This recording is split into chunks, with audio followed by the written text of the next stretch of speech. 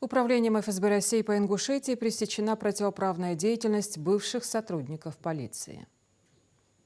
24 января 2022 года в ночное время сотрудниками полиции на территории, прилегающей к стационарному посту ДПС, расположенному при въезде в город Магаз, остановлен автомобиль под управлением местного жителя, которого доставили в МВД России по Магазу. Находясь в административном здании, полицейские в ходе личного досмотра изъяли у задержанного наркотики. Далее сотрудники полиции потребовали от задержанного взятку в размере 400 тысяч рублей за непривлечение к уголовной ответственности, которые были переданы им через посредника.